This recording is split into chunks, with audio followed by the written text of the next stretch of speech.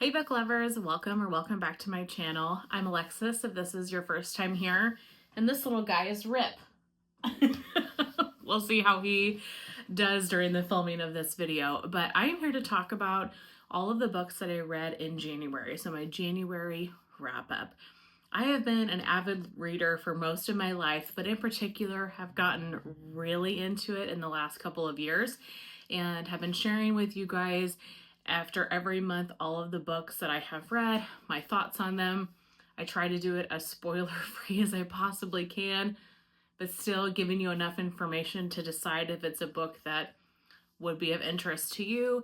I always leave all the books down below so you can check out further details if you want. And I wanted to share here that I have started a book club. It's something I have been wanting to do actually for a couple of years, whether I was just involved in one or start one, whichever. And I just kind of went back and forth on deciding to do it.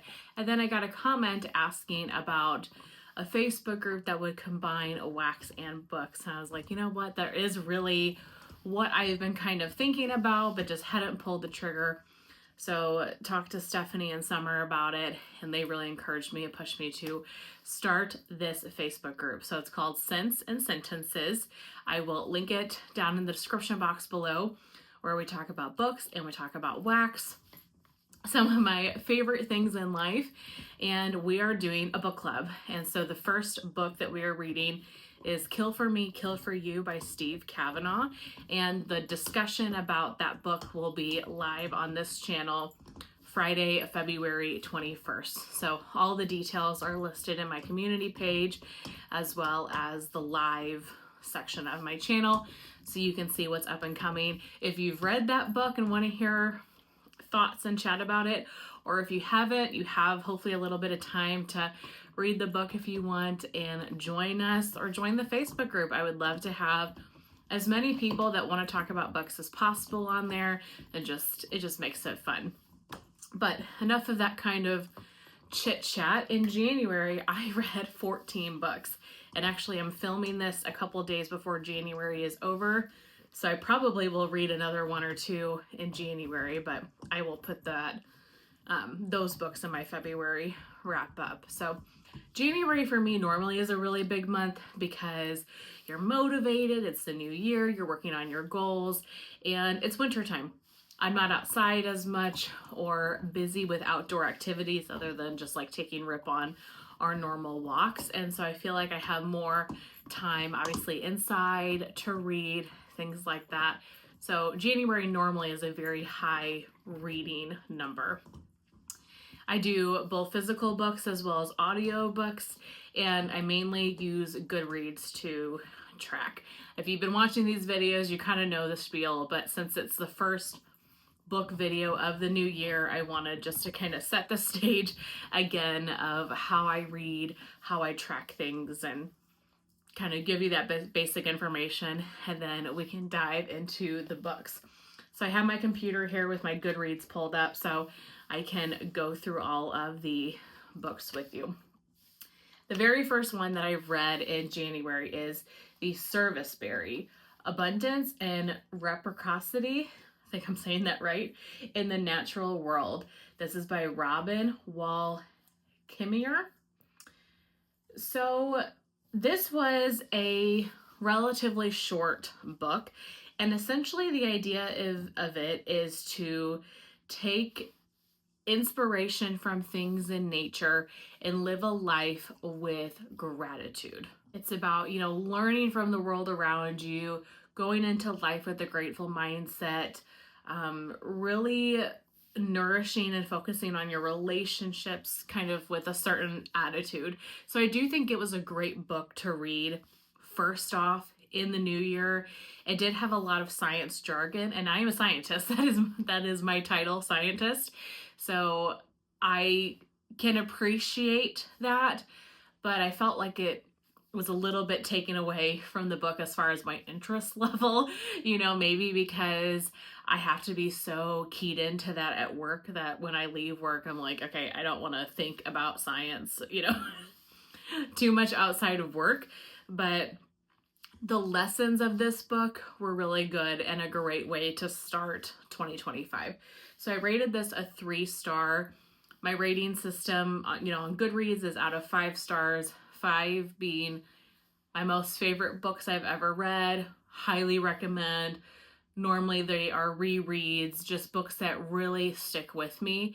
And then 3 is more middle of the road. I enjoyed it. It's not a favorite. I didn't hate it. And then, 1 and 2, and then 4 are kind of in between. So that is book number 1. I'm going to go a little bit out of order because I want to try to group these together in a certain way. I read one memoir this month, and that is Be Ready When the Luck Happens by Ina Garten. So I'm not a huge nonfiction person. I'll read some nonfiction here and there, but they're definitely not my top genre of book. But I've heard so many people talk about Ina's memoir. And one of the reasons I think people love it so much is if you listen to the audiobook, she is the reader of it. Which I love when an author narrates their own audiobook because you know enough about that person, you know their voice, kind of some of their mannerisms, and I think just makes the book more enjoyable to truly hear it from their perspective. It almost feels like you're having a conversation with them instead of you being told a story. That's how I feel about it. I loved this book. I loved her memoir. Now, I can't say that I know a ton about her. Obviously, I feel like I know more about her now, but I knew she had this cooking show. I knew bits and pieces of her, but I didn't know any grand details. And so this goes into her whole life, her childhood, how she met her husband, how she got into cooking, and kind of the interesting jobs that they've had, and trips to Europe. And she just had a really interesting life. And I really enjoyed the way the book made her feel so humble. She really came off as being very humble for how successful she is. I looked up her net worth after I read this because I was just curious, and at least Google says her net worth is $60 million. So financially, in that way, she's really made it, and she really comes across as a very humble person in these books, or this book, not these books. And I really, really enjoyed it, and I loved hearing her read it. So I gave this a 5 stars. I am hard pressed to give much of anything 5 stars, but I feel like her memoir is one of those books that when you read it, you're going to adjust things about your life because it inspires you. So I want to cook some fancier meals, and she talks a lot about hosting and different things like that. And I could see me, wanting to incorporate some of those things into my own life. So if a book really sticks with me, I want to rank it high. Highly recommend her memoir. I'd have to look. I've read a lot of great books this month, but definitely one of the best that I read. Next, let's move on to some of the fantasy books that I read during the month of January. The first is I finished the Throne of Glass series by Sarah J. Maas and read Kingdom of Ash. So Kingdom of Ash is the 7th book in the Throne of Glass series. Obviously, since it is the last one, I really can't say too much about it because if you haven't read the other 6, you don't want anything spoiled if it is a series that you were interested in. I loved this book. This was a big book. This was 980 pages, and I had started it in December, was hopeful that I would finish it, and I didn't. But it hits you all in the right gut punches when it needs to, and then it's really sweet and moving and empowering also when it needs to. It was a great ending to this series. Definitely one of the best books in that series. I loved it.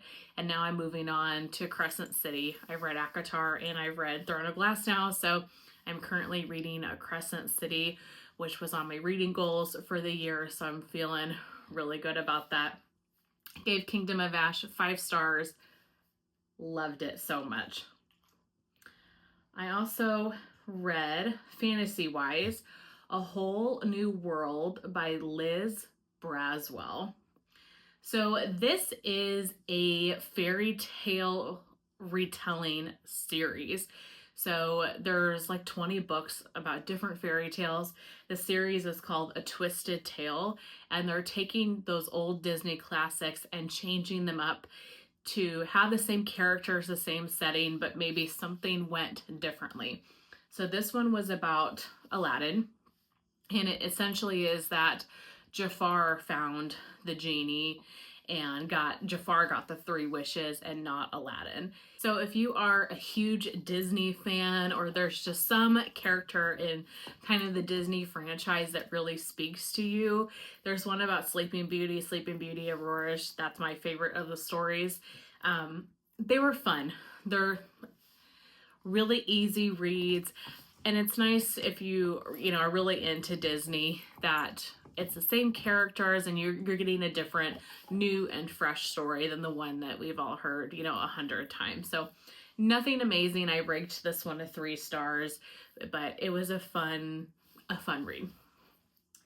And then I read, I think, one more like fantasy. I would say this one's like thriller and fantasy, and that is Starling House. Starling House is a Goodreads Choice Award nominee for Favorite Fantasy in 2023.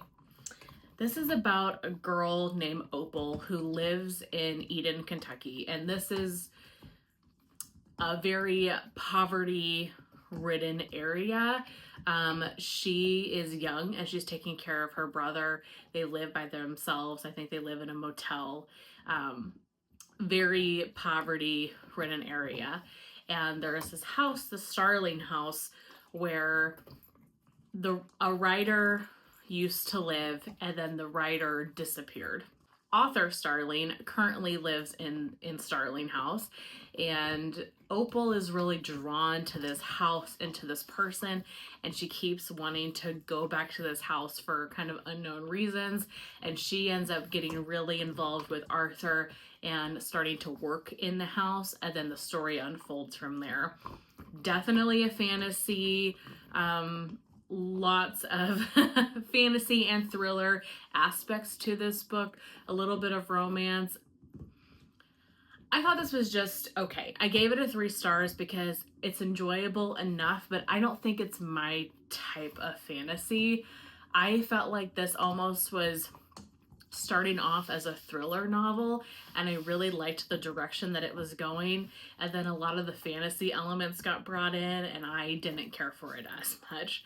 If you're an avid fantasy lover, you probably would really enjoy this one, and I do think it's a good book. It's just not one that I particularly loved, and I guess I would have loved it to be more of like a haunted house type of story rather than what it became. But I liked the characters. It was entertaining. I read it really quickly, and yeah, I enjoyed it. So as you can see, I've got a puppy here, so we'll see how this goes. But next up is The Nightingale by Kristin Hannah. I think it's the only historical fiction that I read this month. I'm definitely getting more into historical fiction than I used to.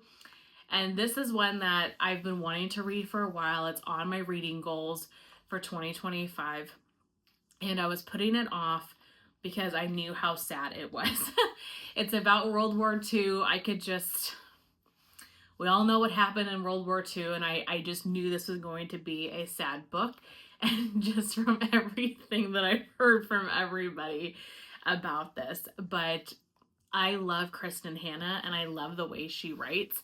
And so I knew this is one that I wanted to read sooner rather than later. So this story follows 2 sisters in France during World War II, which I thought was really interesting because I never knew much about what happened as far as other countries in regards to World War II, only what was happening in Germany and to us and Japan, I didn't think about France or anybody else that was involved. So it was really interesting to me that it was written in that perspective. These 2 sisters took a very different approach to the war and what was going on. And France is getting infiltrated by the Nazis, and people are being taken to concentration camps, and you have the one sister who is kind of the vigilante wanting to save people, and then you have another sister that has a daughter, and so she has to kind of go with what's happening and not cause too much of a scene and protect her child. So it really is such an interesting back and forth. If you are ever in a situation like that, which God willing, hopefully we are not, what would you do? Would you be that vigilante character? Would you sit back and kind of stay in the shadows so you could protect your family? This was gut wrenching. This was a gut wrenching novel, and it was beautiful, and I loved it. I loved it so very much. So gave this a 5 stars. I still think my favorite of Kristen Hanna's novels is The Great Alone, but this one is a phenomenal book. Even if you don't love historical fiction, I highly recommend this. It's one of those books you have to read a little bit at a time. I wish you could see this dog. He's like getting massaged while I'm filming. It's one that you kind of have to take some breaks from occasionally because it is incredibly intense. But I loved this one so very much. Highly, highly recommend. One romance that I read in January is All I Want for Christmas by Maggie Knox. Now, obviously, we're past Christmas, but I thought we were close enough to Christmas, and it's still winter time, that I thought it would be fun. I actually own this book, and so one of my reading goals for 2025 was to read a lot of the books that I own. And so I think this month I read like 4 or 5 of them, which was great because then I can sell them or give them to friends or put them in the free little libraries or whatever and get rid of them and get them out of this house. So this is about this couple, Sadie and Max. I should say they're not a couple in the beginning, but they go on this like music talent show. Kind of made me think of like American Idol or The Voice or something, a music competition. And essentially they are kind of paired together and have to do this fake romance for the cameras in order to gain attention from viewers. And so you can imagine how that goes. There's problems along the way. It's a cute book. It was nothing spectacular. I gave it a 3 stars. If you're looking for kind of a sweet, cozy, Christmassy type of book, a sweet romance and then centered around the Nashville area, it was a cute book. I gave it 3 stars. So next, let's talk about some general fiction novels that I read, and then we'll end with mystery and thriller. So next is Maine by J. Courtney Sullivan. This book was not what I anticipated it being. If you look at this beautiful cover, I really got it because it was called Maine, and I love Maine. I'm very enthralled with Maine. Maine and Alaska, like the Pacific Northwest, seem very romantic to me, and I'm very much drawn to kind of the coziness that I feel when I see these places. In any case, I bought this book at a library book sale and thinking it was one thing, but really this is about a family where basically the story is all of the women in the family and why they dislike each other. And then you have Alice, which is the matriarch that owns this cottage on the coast of Maine. And they all take turns going there in the summertime, but they all have issues with each other. I really felt like this didn't have much of a story. The beginning kind of sets up like there's going to be a story. Then 90% of the book is backstory about why the members of the family don't like each other. And then you pick up at the end with what happened. I really didn't get much of a story from this. And every single character I disliked. Every single one was awful. Just terrible people. There wasn't one that I enjoyed more than the other because they all were terrible in their own way for their own reasons. And so Because of that, I gave this a 2 stars. I did not really care for it. If there had been some redeeming quality about any of the characters, I might have liked it more. But again, I felt like the story was just backstory and not much happened. And then I didn't care for any of the characters that it followed. So for me, this was not a winner. I'm always glad to try things though, and you never know, but not one that I particularly enjoyed. Kind of similar with this next one, we have How to Stop Time by Matt Haig. So I think I've learned, I gave this one a 3 stars, but I think I've learned that this author maybe is just not for me. I really did like The Midnight Library, and then the last couple books of his that I've read, I haven't enjoyed very much at all. This one was not much different. This is about a man who ages incredibly slow. So it takes him 15 years to age a year. So he's been around a really long time. And it essentially details his life meeting all these amazing people through different walks of life. So he meets Shakespeare and talks about him, and F. Scott Fitzgerald, and just so many really renowned people. And he kind of details his story with them.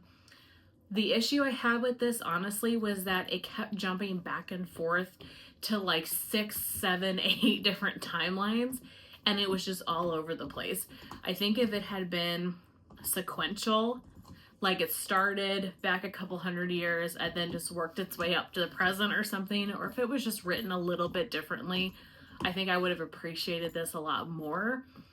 It's one of those books that I do feel like you can get a lot of life lessons from, and I enjoy that about Matt Haig's books, but I'm just not liking the execution of them very much. So I still gave this a 3 stars because I think it had some redeeming qualities, but it's not one that I particularly loved, and I think I will avoid his books in the future unless I just hear about something that is unbelievably amazing. So sometimes it's nice to cross authors off your list though, because there's so many that I love and it can be a lot to keep up with. And I think the last just general fiction book that I read, and then we will get into the couple of thrillers, is A Redbird Christmas by Fannie Flagg. So I really want to read more of Fannie Flagg's books. She is the author of Fried Green Tomatoes. At the Whistle Stop Cafe is what the book's called, and I love Fried Green Tomatoes. If you've seen that movie, if you read the book, it is fantastic. One of my favorites, and I've read a few other of her books, and it's just been a while since I've read one, so I wanted to pick one up. And are they the most amazing books ever? No, but they all are comfy and cozy and just kind of give me small town nostalgia feels when I read them. I love her books. I really, really do. I think they're just something special. They're simple. They're just classic, sweet stories. So this is about a man that lives up in Chicago, and his doctor pretty much tells him, your lungs are so bad, you cannot spend a winter here. You really need to go someplace south to avoid getting sick in the winter, like respiratory illnesses, because I don't think you're going to make it if you get another one. So he ends up in this little Alabama town, and they have a little general store where everybody hangs out, and they have a cardinal, kind of like a pet cardinal that they've rescued. And so the story just details his life down there and just the slow way of living, country folk, you know, having a good relationship with all of your neighbors and just being friends in your community. It was a really sweet novel, and they talk about a couple of places in this book that I have been, which I didn't know obviously when they were going to do that, but a couple places in Alabama that I've been. And so it's fun to kind of hear about places that you are familiar with in books too. So really enjoy her books in general and liked this one a lot. What did I rate it? I gave it a 4 star. So definitely a good one, and one, you know, I want to read more of her novels. And lastly, we will get into the mystery and thrillers that I read in January. The first step being What the Wife Knew by Darby Kane. And I probably should rate this book lower than I did because I'm not kidding. I just sat here and read the Goodreads description trying to remember that I actually read this. At first, I was like, did I put this in the wrong month? Like, I don't remember this at all. Then it finally dawned on me. So I don't have much of a recollection of this book. So it probably wasn't my favorite. But I do remember a little bit about it based on reading the description. So this is about a man who dies. He falls down the stairs or something like that. Yeah, falls down the stairs and dies. Well, his wife, who she's written where you knew that she married him not for love. She married him for money or for some other reason that you're trying to figure out, but she does not like her husband. And so everybody thinks that the wife killed him and pushed him down the stairs. Well, you also have the ex-wife that is very involved and trying to basically get the current wife thrown in prison for murder. So they're stalking and a lot of back and forth on trying to figure out, how did this guy die? Who killed him? And why did the wife marry him in the first place? What does she have on him that she is blackmailing him, into marrying her? So I gave this a 3 stars and I enjoyed it. Obviously, I don't have too much recollection of it if it took me a few minutes to even remember what this book was about. But it was a fast-paced read, and I think I read this in like a day or 2. So it was good if you're looking for something quick to read. The next one is The Writing Retreat by Julia Bartz. So this is one that I've heard a lot about, and so I was excited to read it because I've heard a lot of good things about it, but I gave this one a 2 stars. I really disliked it. I think this had a lot of potential and it just fell really short. So this is about a woman who has a friend. What is this girl's name? Alex. Alex has a friend named Ren. They used to be best friends. They're both authors. And Alex and Ren had this major falling out, but they both get an opportunity to go to this famous author's writing retreat. She holds once a year. She has all of these people come to her home and she holds this writing retreat where she helps people write. She's this famous author. Well, both Alex and Ren get invited to go. And then when they're there, they realize that maybe their host isn't as sweet and as great as to be expected, and somebody ends up dead, and then there's a snowstorm and the power goes out, etc. Love those types of books. Snowed in, one person dies, you don't know who did it, and then everybody is trying to figure out in their own party who is responsible. You have the conflict between Alex and Ren. This had so much potential. What I disliked about this, there was a lot of sex that I didn't feel added any value to the story and really came out of nowhere. And you were like, why is that even a part of what's happening? It made no sense. So that's what I'm saying, that I feel like the author was trying to be overly woke and it just didn't land right. It wasn't great. And just a lot of sex in novels too. I can get behind a little bit of it, but it has to be strategically placed and it has to be done well. This was over the top. I didn't feel like it added anything to the story. And honestly, it took away from the story for me and just felt really unnecessary. So because of that, I would not get this one again or read this. And she has another book coming out, and I went and looked at the synopsis of that, and it talks a lot about sex even in the synopsis of it. So I was like, good to know, and I took that one off my list. So if that doesn't bother you in books and that sounds intriguing to you and you like the aspect of the mystery and thriller here, you probably would really enjoy it. It just was too overdone for me. So not my favorite. Next, I read Secluded Cabin Sleeps 6 by Lisa Unger. I just finished this book yesterday. This is about 3 couples, so 6 people that go off for like a weekend retreat in this secluded cabin in the mountains.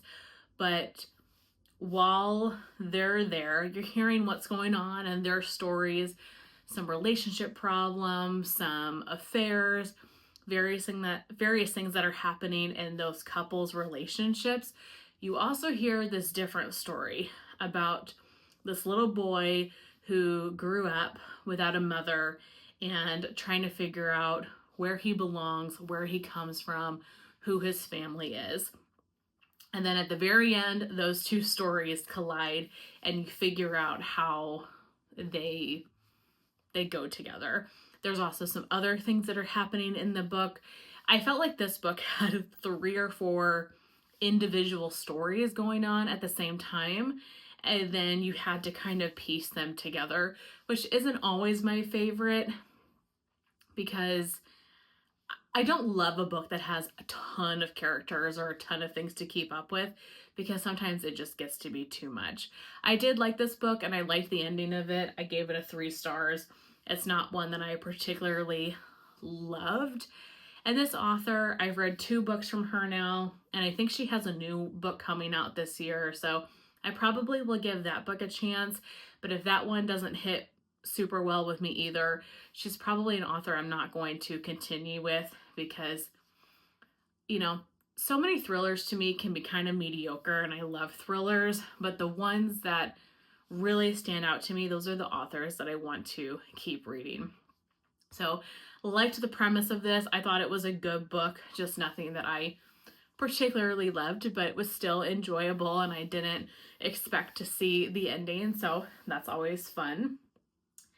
And then I believe the last book I read, did I miss anything? I don't think so. The last book I read is Do You Remember by Freida McFadden. So I've read most of all of her books, and this one showed up recently at my audio library. And so my library must have bought the audiobook of it, and so I was really excited to listen to this. It was a shorter novel. This is about a woman named Tess who wakes up and she thinks it's one day, and then she gets up and everything around her looks different, and the man in her bed isn't her husband. And well, it is her husband, but it isn't who she thought it was. And it's come to find out Tess has lost her memory, so she doesn't have like years of memory of what's happened. So she doesn't recognize her husband. She wakes up every day. It's like 50 First Dates. If you've seen that movie, love that movie with Adam Sandler and Drew Barrymore. It's like that, where she wakes up every day not knowing, and she has to write herself letters or little notes to remember in her head, you know, who she is, what's happened, who's her husband. So her husband named Graham, she has a note to herself saying you should trust him, he's a good guy, etc. Well, then as she starts going through her day, she realizes she's locked in the house and she's not allowed to go anywhere, and nefarious things happen, and she starts leaving herself notes, and maybe her husband isn't the person that she is convincing herself that she is. Really enjoyed this. I gave it a 4 stars. I just really like Freida McFadden. I know that not everybody does, but most of the books I've read from her, I have really, really enjoyed. So highly recommend that one. And I know she's got 2 books coming out this year, The Crash and The Tenant.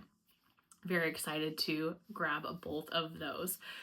Whew, that is it. Those are all of the books so far that I have read in January, but we'll just roll anything else over to February. What a great reading month, not only number-wise, but like The Nightingale, the Ina Garten memoir, the Kingdom of Ash. I had 3 5-star reads in January, which doesn't normally happen, so I feel like I'm starting the year off really well. I would love to know what your favorite book of January was, and like I mentioned, we are doing book club February 21st on this channel for Kill for Me, Kill for You by Steve Kavanaugh. So would love to have you in the Facebook group or see you on that live if you're interested. Thank you guys so very much for watching, and I will see you next month for my next wrap up. Bye.